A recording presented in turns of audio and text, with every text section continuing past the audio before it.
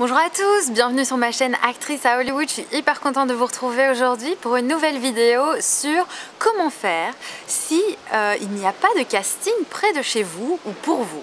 Alors il peut y avoir plein de raisons qui fassent que vous n'ayez pas accès au casting. Parfois ça peut être trop loin de chez vous, parfois il n'y en a pas pour votre âge, parfois c'est pas vous que vous retrouvez dans les annonces. On a parlé dans la vidéo de l'emploi que voilà, il y a des annonces qui conviennent pour vous, mais ici vous n'en voyez pas qui conviennent pour vous, ou bien vous n'êtes pas assez formé, c'est vraiment vos débuts et il n'y a personne qui vous appelle en casting, vous n'êtes pas choisi quand vous faites des auditions, des choses comme ça, ou alors par exemple, un petit peu comme moi ici, j'ai un accent français, vous êtes un peu trop différent pour plein de raisons qui font qu'on ne vous engage pas.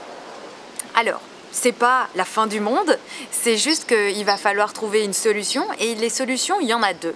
La première solution, c'est l'adaptation et la deuxième solution, c'est la patience. Alors la première solution, l'adaptation, c'est simplement de créer vos propres projets. Si personne ne vous appelle, peut-être qu'il faut que ça vienne de vous. Parce que, après tout, les gens qui sont des porteurs de projets, ce sont ces gens-là qui travaillent dans le métier d'artiste. C'est vrai qu'il n'y a pas forcément une demande. Il n'y a personne, il n'y a pas de spectateurs qui disent « Oh, j'aimerais vraiment bien que quelqu'un fasse un film là-dessus » et qui demande à quelqu'un de faire un film là-dessus et qu'il le paye pour faire un film là-dessus. Donc ce sont vraiment des gens, des réalisateurs, des producteurs ou même des acteurs qui se disent « Tiens, j'ai vraiment envie de parler de tel sujet ou c'est vraiment quelque chose que je trouve qui devrait être en film et hop, je vais l'écrire, je vais le monter, je vais le faire. » Donc du coup, ou alors des gens qui écrivent un livre et qui après se transforment en film. Et donc du coup, moi ce que je vous encourage, c'est de faire vos propres projets, de commencer vous-même à écrire, de commencer vous-même à vous filmer. Et qui sait, si vous avez autour de vous d'autres gens dans votre région, votre ville ou votre école, ou peu importe, votre entourage qui ont envie aussi de faire ce genre de projet, eh bien pourquoi pas créer un groupe et ensemble, vous faites des projets, vous filmer. Aujourd'hui, avec la qualité qu'on a dans les téléphones portables, c'est assez facile de faire du montage et de faire des films avec ces téléphones. On ne sera pas en qualité de films qui vont passer au cinéma, mais le but de ces films-là n'est pas de passer au cinéma. C'est peut-être d'aller dans des petits festivals ou d'aller sur Internet. Donc du coup, pas besoin de se mettre la pression sur le fait de faire un truc qui est formidable et qui ira gagner des prix. Non, au début, le but, c'est juste de créer quelque chose pour vous, pour que vous puissiez pratiquer votre art. Alors, pourquoi ? Parce que solution numéro 2, la patience, eh bien c'est simplement parce que toute cette préparation et toutes les préparations que vous pouvez faire, ce sera pour être prêt au bon moment. Imaginez-vous que vous vous apitoyez sur vous-même en disant « Oh là là, il n'y a rien qui se passe chez moi » et vous faites ça pendant 5 ans. Ces 5 ans, vous pouvez vous préparer ou vous pouvez expérimenter pour que dans 5 ans, quand vous allez potentiellement rencontrer des gens ou avoir accès à ça parce que vous allez pouvoir bouger, aller dans une autre ville où il y a plus de casting, où vous aurez grandi, vous serez majeur ou des choses comme ça, vous allez pouvoir venir aux États-Unis ou aller travailler à Londres, peu importe quel est votre objectif, là vous serez prêt déjà. Et vous aurez déjà un avantage sur tous les gens qui commencent à ce moment-là. Donc vous pouvez vous préparer en étudiant des monologues, en entraînant votre mémoire, en apprenant des mots compliqués, parce que dans les monologues, parfois c'est compliqué.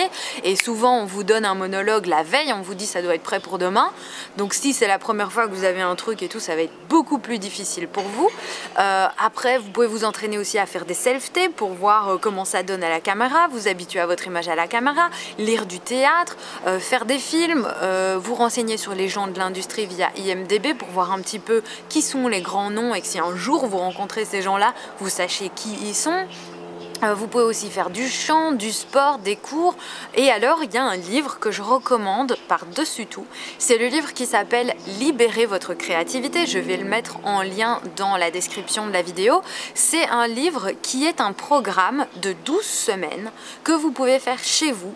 À chaque fois, il y a des lectures et puis il y a des exercices à faire par rapport à ce programme. Et c'est excellent pour quand on est acteur. Moi je l'ai fait quand j'étais en 2e année de formation d'acteur à Paris, donc je le faisais en même temps que ma formation. Il y a beaucoup d'écriture, il y a beaucoup de créativité, de choses à faire qui vont vraiment vous aider à devenir meilleur artiste ou personne, enfin peu importe, c'est pas vraiment uniquement pour les acteurs, c'est pour plein de gens.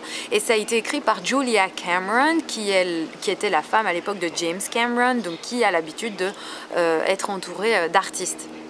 Alors voilà, si par exemple vous voulez des exemples de gens qui dans le milieu ont monté leur propre projet parce qu'il n'y a personne qui faisait ce que eux voulaient faire, le premier c'était Charlie Chaplin qui lui a créé tous ces trucs lui-même.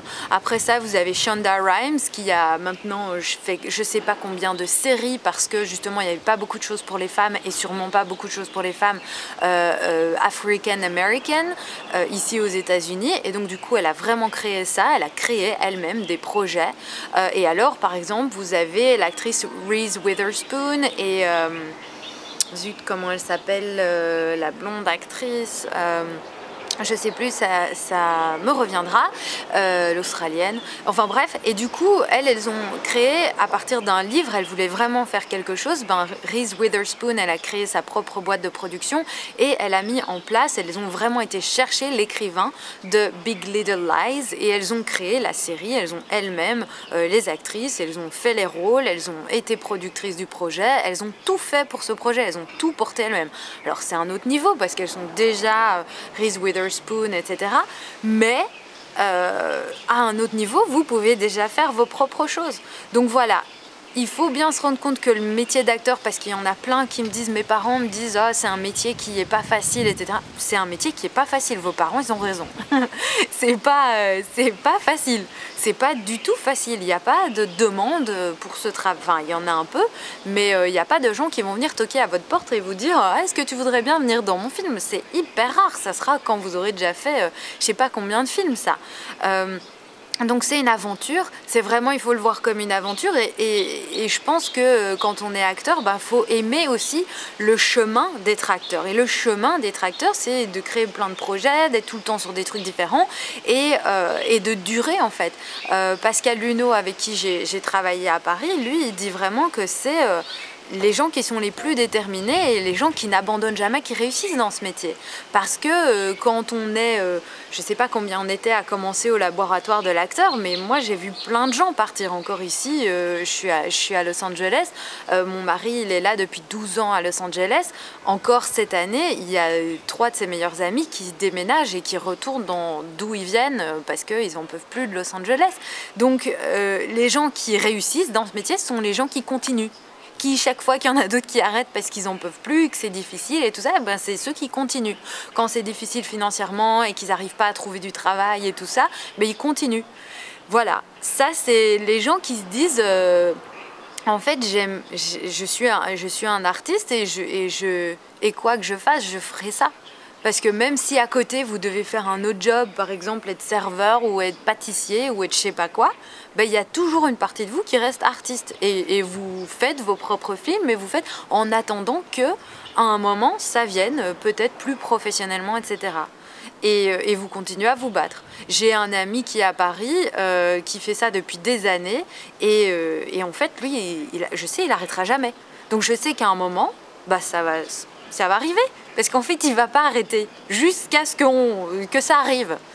Donc en fait, voilà. Donc vous vous entourez des bonnes personnes, vous trouvez des gens qui aiment écrire et qui veulent travailler avec vous, vous êtes sympa, vous bossez. Et c'est comme ça qu'à un moment, ça marche. C'est aussi en aidant les autres gens et en partageant les infos et en faisant plein de trucs comme ça qu'à un moment, il y a des gens qui ont envie de travailler avec vous parce qu'ils vous aiment bien aussi, parce qu'ils aiment qui vous êtes. Ils aiment de voir que vous êtes hyper motivé et tout ça. Donc voilà, j'espère que ça répond à vos questions. C'est les meilleures réponses que je puisse donner basées sur mon expérience. Maintenant, si vous allez chercher l'expérience de plein d'autres gens, il y aura plein d'autres réponses différentes. Donc voilà, j'espère que déjà ça vous a un petit peu aidé à comprendre peut-être comment faire le prochain pas pour vous. Voilà, je vous fais plein de gros bisous. Merci mille fois d'avoir regardé ma vidéo. Si vous voulez me subventionner sur Patreon, vous êtes les bienvenus. Ça m'aidera à faire encore plein d'autres vidéos. Il y a les liens, il y a tous les liens dans la description de la vidéo et vous pouvez aussi venir sur Facebook, sur Twitter, sur Instagram. Je réponds aux commentaires mais pas aux messages privés, mais je suis hyper contente de répondre à vos commentaires. Voilà, je vous fais plein de gros bisous encore, 1000 millions de merci de me suivre et je suis trop contente de vous retrouver tout le temps. Voilà, gros bisous, à bientôt!